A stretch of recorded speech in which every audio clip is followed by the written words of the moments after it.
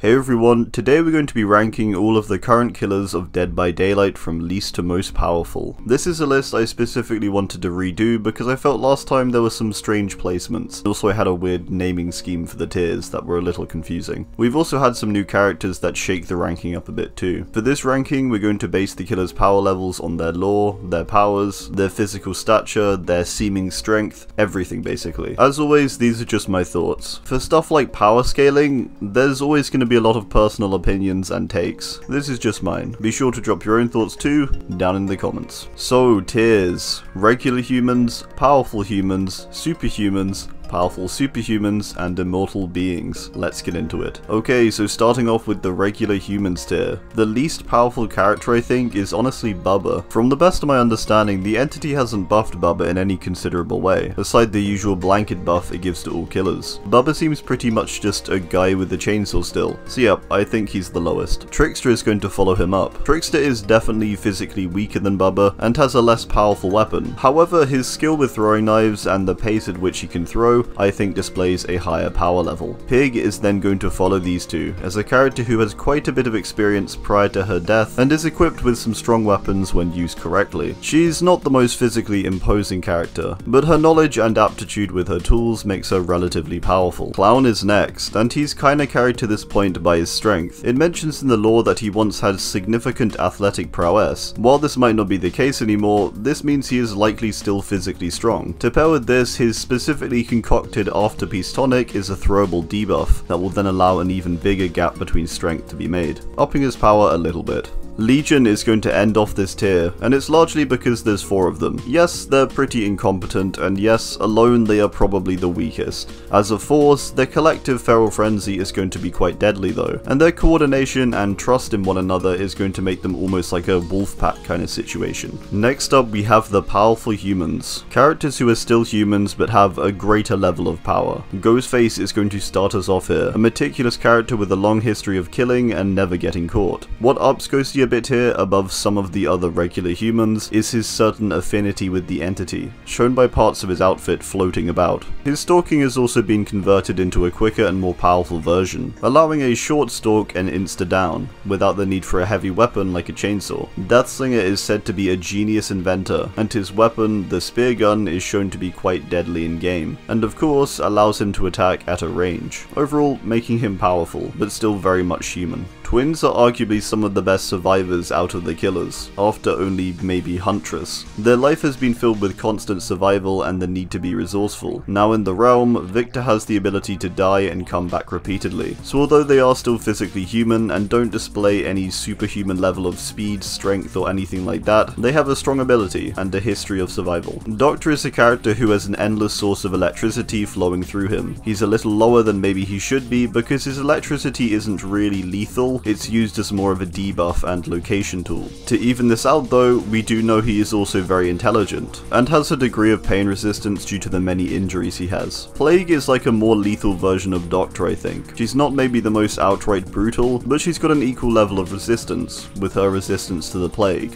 which is almost merged with her, like Doctor with his electricity. Plague is a bit more powerful I think, because not only can she debuff with her green vomit, but she can also injure for whole health states with her red, exemplifying a slightly higher power level. At the end of the day, she's essentially a walking weaponized plague, which is kinda terrifying. Moving on to our superhumans. Hillbilly is going to start us off as a character who is a little like Bubba, if Bubba had super speed, strength, and resistance. In the lore, Billy resists dog bites, bullets, and more. Benedict Baker states he is imbued with a superhuman speed when using his chainsaw. Billy does also display some strategy when he takes down a bunch of police who are hunting him down during his tome lore, showing he does have more of a plan than Bubba's chainsaw strategy of revving it up and hoping for the best. Trapper is going to follow Billy. Trapper is displayed as superhuman primarily through his considerable pain resistance. He seems to have a Hulk kind of thing going on, where the more pain he receives, the greater in power he grows, and the angrier he gets. We know he's also taken taken down bears and animals generally stronger than humans. I think he's a little higher than Billy because he has a bit more experience and is a little more tactical. Trapper seems to be more concerned with efficiency and doesn't seem as interested in being hands-on. Billy gets a bit obsessed in his lore with smashing brains and stuff like that. Super gross. Trapper kinda does everything in one swoop, like when he traps all his workers in the mines. His role as a trapper allows for a slightly more complex plan than a chainsaw might provide, basically. The next characters I want to address here I feel are kinda complex, and it's a little unclear what their true power level is. So, Wraith and Nurse. Wraith appears to be superhuman, as he is far more ghostly and has a clear supernatural element with his cloaking ability. His Wailing Bell description states that it's imbued with ancient powers. This to me suggests a clear supernatural element beyond the usual entity buffing. There's also some suggestion of a higher strength level with him being able to tear out his boss's spine after killing him, just like that. The lore never states it was particularly a struggle. Nurse is a character who is shown to be superhuman in a slightly different sense also. Her greater degree of strength is down to her telekinetic ability, which allows her to float, blink, and also move survivors with the wave of her hand. Her downside is that she does have large numbers of fatigue states after using her abilities. It's really unclear I feel whether she's a ghost of some kind, a bit like Spirit, or whether she simply has ghostly qualities like Wraith. I personally lean more toward her being superhuman and not immortal though,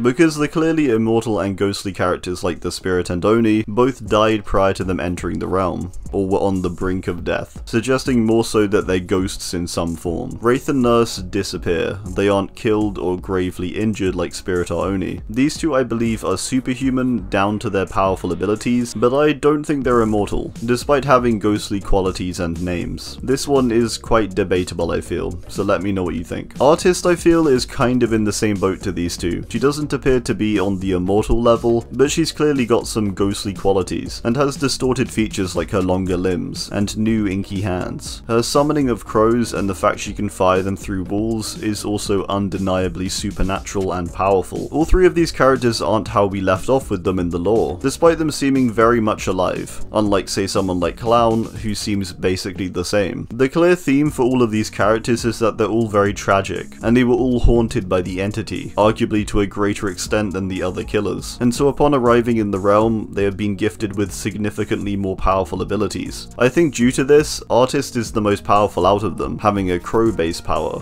which is a creature that often represents the entity itself, or the realm. Again, please drop your own thoughts on these characters. My opinion is by no means the definitive answer. I'm just trying to work it out. Huntress is a slightly clearer case. She's just an incredibly strong, fast, and resistant superhuman. She has a ton of experience taking down squadrons of soldiers and raiding villages, and it seems pretty clear she is superhuman for the fact she's done these things in the first place. A bit like Trapper, we know she's taken down animals like bears too, and from other cosmetics we can learn she's survived things like the full-on flames of a flamethrower, only coming out a bit scorched. She's definitely supernatural to some degree, and clearly powerful and skilled with her weaponry. So even though her power is just hatchets basically, I think the degree to which she is superhuman outdoes characters like Wraith, Nurse, and Artist. Moving on to powerful superhumans. These are characters who I believe are threats to even the entity's power, many of them entering the realm with powers prior, instead of being given them on arrival. Hag enters the realm with her hexes, which are proven to hold insane levels of power, often over life and death, and also things like luck or likelihood. From gameplay we can also see that the hexes are some of the strongest perks in the game. Hag I think is incredibly strong. There's suggestions in cosmetics that she also has a much longer lifespan, and so is closer to being immortal, probably not quite though. She can potentially extend it by consuming blood. She doesn't exactly look particularly powerful, but I believe she's genuinely one of the game's strongest original characters. Freddy is a dream demon with a wide range of abilities. In the realm he is clearly far weaker than his pre-realm self. I think this means that he's not quite immortal or unkillable, because the dream world has been adapted almost by the entity seemingly. With this said, Freddy still seems to have control over this adapted dream world. He also still displays powerful qualities through his teleportation and manipulation of the realm when survivors are put to sleep. A bit like Hag, I also think his physical stature is slightly deceiving. Freddy's power, if I remember correctly, also works off of fear and the memory of him, which is a similar framework for the way the realm is powered, which I think means he's likely in a situation of considerable power. With that said, his power level is certainly hard to judge, because he's been greatly restricted in comparison to his pre-realm self. He could be higher or lower here, dependent on that. Nemesis is very debatable. My issue with Nemesis is is that in the Resident Evil universe, he's set up almost like a product of science. But the science of that universe, in our world, is basically magic, with Nemesis being an intelligent, adaptable, and unstoppable bioweapon. A bit like Freddy though, he's also clearly nerfed. His adaptive features don't seem so considerable, but everything else I would argue is intact. So I'm gonna put him up here, although I totally understand a placement elsewhere. Blight is another character who seems weak upon first appearance, but is actually incredibly strong. Blight kinda gets a leg up because he's powerful in the context of Dead by Daylight. His power is entity threatening, yet he himself is just a heavily adapted superhuman. The Blight as a substance, I believe, is currently the only thing we know of that's canon that does damage or injure, or at least irritate the entity, making Blight's wielding of it quite important. We also canonically know that Blight has captured or injected many of the most powerful killers like Executioner or Nemesis with the serum. Blight is also made out to be considerably intelligent and one of few characters who has a large sum of knowledge on the realm itself, which again, in the context of DBD, makes him very strong. Demogorgon is the only character that is going to slightly break the naming scheme for the tiers, because obviously it's not human. Demo is a powerful super being. Demo is shown in Stranger Things to be unkillable by any human means. The only thing that kills or seemingly damages a Demogorgon is Eleven's powers, which is supernatural. Bullets, knives, all these things don't affect it, or at least puncture it.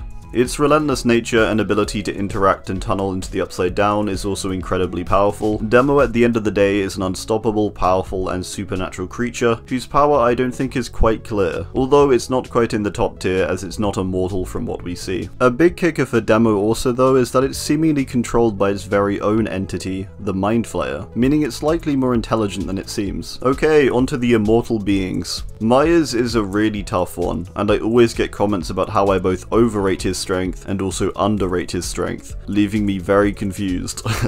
I totally agree with both sides though, as I don't really know, and I don't think the films, at least the canon ones, have ever definitively answered just how strong he is. His immortality or invulnerability is confusing, and it's not a Demogorgon situation where he's impenetrable either. It's the fact he literally is killed, then he resurrects himself shortly after. That's why he's at the bottom of this tier, because although he can essentially resurrect himself continually, he also has very little resistance, seemingly to the degree of a normal human, and his weaponry is restricted also to a simple kitchen knife. With that said, the endless nature of his ability to continue coming back means he could eventually beat creatures like the Demogorgon through time alone. Yeah, I'm sorry, but Myers as a being is incredibly confusing. I do think, unlike Freddy, his immortality is intact in the realm though. Freddy's immortality seems more tied to the dream world, which the entity seems to control in the realm, whereas Myers' immortality is just intrinsic. Myers and his powers also seem more intact due to his add-ons like Tombstone and Tombstone Peace, allowing some clear disruption of the trials, which the entity probably wouldn't allow if it had control over Myers. Spirit and Oni are likely in the same kind of area of power. If we go off of Japanese folklore, these two are immortal, with Spirit being an Onryo-esque ghost and Oni being an Oni. They are powerful, immortal, and very angry. Onis are, I believe, more powerful, threatening even gods with their strength. The versions of Spirit and Oni in games seem consistent with this to me. Spirit is nothing like herself prior to getting taken, same with Oni. Their blue tinted skin and their wild hair suggest that they are these ghostly supernatural creatures now. So yeah, both very powerful. Oni more so, partly because of the stories of Onis, but also because he generally does have more combat experience and knowledge with his years as a trained samurai. Alright, let's talk about the final two, Cenobite and Executioner. These two I believe are the biggest threats to the entity, and both seem like they kinda came here potentially by accident. They're both incredibly powerful. The Lament configuration brought the Cenobite. The Executioner was brought as the fog found him, and he was aware he was needed once more. Both of these characters defy the natural order of the trials in some way. Executioner openly uses his cages, his quicker moris, and can drag his blade through the very trial ground,